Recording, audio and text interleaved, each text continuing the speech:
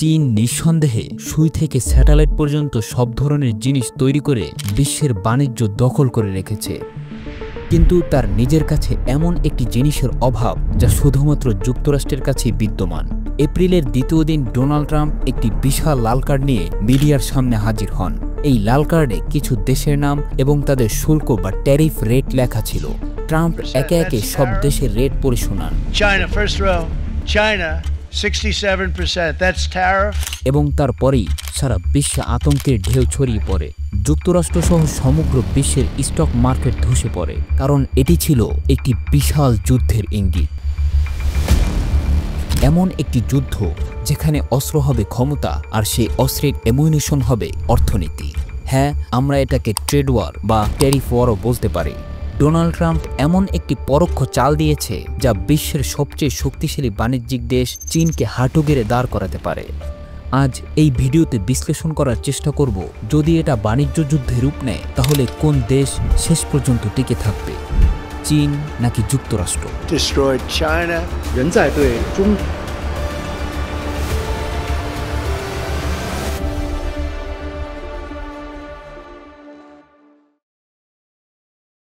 এই বিষয়টি বিশ্লেষণ করার পূর্বে আমাদের প্রথমেই শুল্ক বা ট্যারিফ সম্পর্কে জানতে হবে। বেশিরভাগ লোক মনে করেন যে ট্যারিফ অন্য দেশগুলির উপর লাগানো কোনো ট্যাক্স, কিন্তু বাস্তবে এটি এক ধরনের আমদানি শুল্ক যা শুধুমাত্র যে দেশ বসাবে সে দেশে আমদানি হওয়া পণ্যের উপর লাগানো হয়।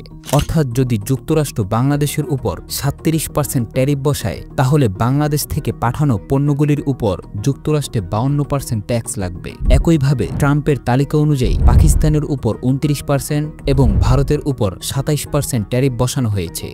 এই তালিকার শীর্ষে রয়েছে চীনের নাম, যার উপর সেই সময় 34% ট্যারিফ বসানো হয়েছিল।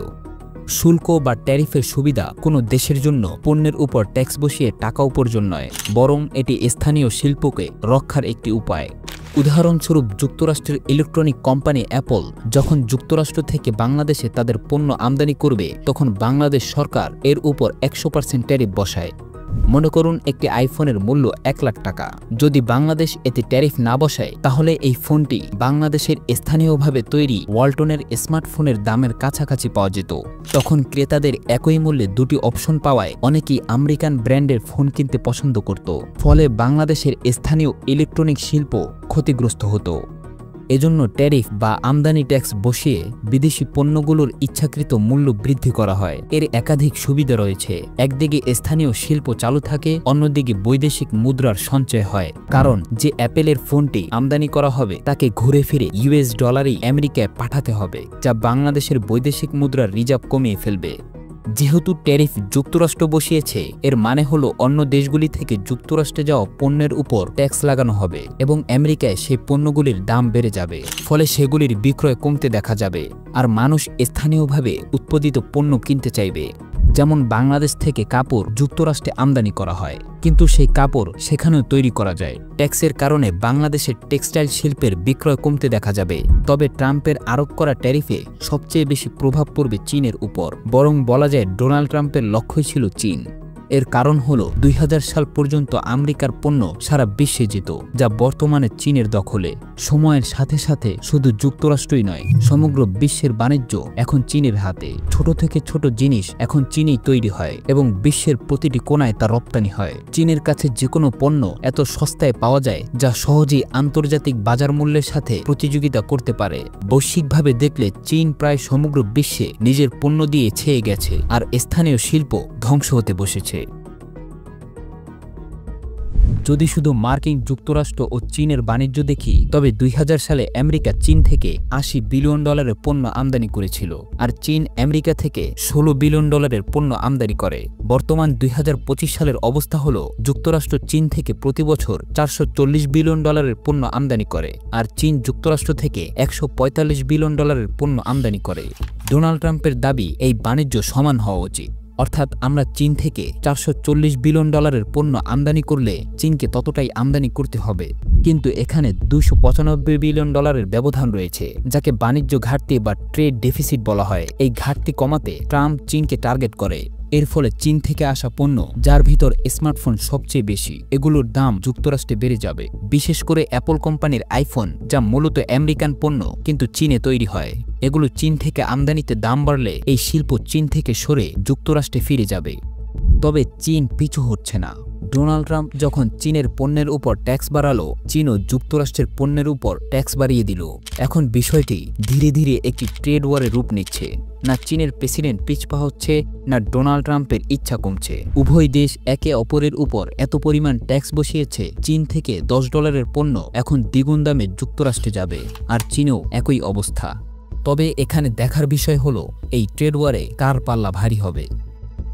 সাধারণত দেখা যায় যুক্তরাষ্ট্র চীন থেকে প্রধানত tech item, mobile phone, laptop, electronics বা খেলনা আমদানি করে। যদি কিছুদিন এই পণ্য আমদানি না হয় তাহলে যুক্তরাষ্ট্রের তেমন কোনো ক্ষতি হবে না। কিন্তু চীন যুক্তরাষ্ট্র থেকে এমন একটি পণ্য আমদানি করে যা ছাড়া চীনের চলা খুবই কঠিন। হ্যাঁ, এই পণ্যই আগামী মাসগুলিতে চীনের জন্য বড় সমস্যা তৈরি করতে পারে।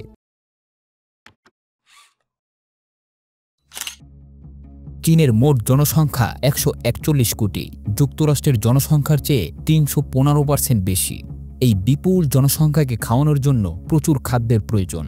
সবচেয়ে মৌলিক পণ্য হলো গম ও চাল। কিন্তু সমস্যা হলো চীনের মোট এলাকার মাত্র 13% কৃষি জমি। প্রতি চীনা নাগরিকের জন্য বরাদ্দ রয়েছে 0.23 একর। এই জমিতে প্রধানত গম ও চাল চাষ হয়, যাতে বাহির থেকে মৌলিক খাদ্য আমদানি না করতে হয়। তবে এগুলি শুধু মৌলিক আইটেম। চীনে শূকরের মাংস প্রচুর খাওয়া হয়, এতটাই যে বিশ্বের সবচেয়ে বেশি শূকরের খামার চীনেই রয়েছে। 2024 সালের রেকর্ড অনুযায়ী চীনে 40 কোটিরও বেশি শূকর আছে, যা যুক্তরাষ্ট্রের জনসংখ্যার চেয়েও বেশি। বিশ্বের মোট পোর্ক ভোগের একপাশে চীন। এই 40 কোটি শূকরকে খাওয়ানোর জন্য ভুট্টা ও সোয়াবিন দেওয়া হয়। তাদের খাদ্যের 60% ভুট্টা ও 40% সোয়াবিন। ভুট্টার 80% উৎপাদন চীনে হয়, বাকি 20% ইউক্রেন থেকে আমদানি করতে হয়। কিন্তু সোয়াবিন এমন একটি পণ্য যা শুধু যুক্তরাষ্ট্র ও ব্রাজিল থেকে আমদানি হয়। প্রতি বছর শূকরের খাদ্যের জন্য চীন যুক্তরাষ্ট্র থেকে 5 কোটি টন সোয়াবিন আমদানি করে। এই পণ্য অন্য কোথাও থেকে আমদানি করা অনেক কঠিন, কারণ সোয়াবিন এমন একটি ফসল যা কৃষকদের বেশি লাভ দেয় না। প্রতি একরে মাত্র 1500 কেজি সোয়াবিন উৎপাদন হয়, যেখানে ভুট্টা প্রতি একরে 6000 কেজি। এই ফসল শুধু সেখানেই জন্মে যেখানে কৃষি জমি প্রচুর পরিমাণে ফাঁকা থাকে, যেমন যুক্তরাষ্ট্র। যুক্তরাষ্ট্রের জনসংখ্যা কম কিন্তু জমি বেশি, তাই যুক্তরাষ্ট্র শুধু নিজের খাদ্যের চাহিদাই মেটায় না, বাড়তি জমিতে সোয়াবিন চাষ করে চীনকে রপ্তানি করে। শূকর শুধু সোয়াবিন ছাড়া অন্য কিছু খায় না তা নয়, চীন আগে থেকেই এই ঝুঁকি অনুভব করে ফিরে বিকল্প জিনিস যোগ করেছে, যেমন ক্যালোনি বীজ। এগুলি সোয়াবিনের চেয়ে সস্তা কিন্তু হজম কমায়, তাই বেশি পরিমাণে দিতে হয়। মোট কথা এতেও খরচ বেশি। তারা চীনাবাদাম ও সূর্যমুখী বীজও চেষ্টা করেছে, কিন্তু এগুলিতে সোয়াবিনের মতন প্রোটিন নেই। বর্তমানে চীনে একটি নতুন পরীক্ষা চলছে, পোকার চাষ করে সেগুলি শূকরকে খাওয়ানো, যাতে প্রোটিনের চাহিদা মেটে। তবে এটি এখনও পরীক্ষামূলক পর্যায়ে। এছাড়াও চীন একটি ট্রেড সারপ্লাস দেশ। এখানে এত পরিমাণ পণ্য তৈরি করা হয় যা চীন একা ব্যবহার করতে পারে না। তাদের বেঁচে থাকার জন্য পণ্য বিশ্বে আমদানি করতে হয়। ট্রেড সারপ্লাস অর্থনীতির সবচেয়ে বড় অসুবিধা হলো তাদের হারানোর জন্য অনেক কিছু থাকে। অন্যদিকে যুক্তরাষ্ট্র একটি ভোক্তা বাজারে পরিণত হয়েছে, তাদের কেনার অনেক বিকল্প আছে। তারা চীন থেকে না কিনলে অন্য কোথাও থেকে কিনে চাহিদা মেটাতে পারে। ডোনাল্ড ট্রাম্প তার আগের মেয়াদেও চীনের উপর ট্যারিফ বসিয়েছিল এবং তাতে স্পষ্ট দেখা গিয়েছিল যে চীন হেরে যাচ্ছে। ট্রাম্পের হাতে এমন সব লাল কার্ড আছে যা দিয়ে চীনকে ব্ল্যাকমেল করতে পারে, এবং চীনও সম্ভবত এটি ভালোভাবে জানে। এই ভিডিওর স্ক্রিপ্টিংয়ের সময় খবর আসে যে ট্রাম্প অন্য দেশগুলির উপর ট্যারিফ 90 দিনের জন্য স্থগিত করেছে, কিন্তু চীনের ট্যারিফ বাড়িয়ে 145%, পরবর্তীতে 16 এপ্রিল আরও বাড়িয়ে 245% করেছে, যা প্রমাণ করে এই ট্যারিফ আসলে চীনের জন্যই বসানো হয়েছিল। ট্রেড ওয়ারের এই যুদ্ধে টিকে থাকার ক্ষেত্রে দুটি দেশেরই অনন্য শক্তি ও দুর্বলতা রয়েছে। তবে চূড়ান্ত ফলাফল নির্ভর করবে কে বেশি সময় ধরে এই যুদ্ধে সারভাইভ করতে পারবে এবং কে নিজের দুর্বলতাগুলো দ্রুত সমাধান করতে সক্ষম।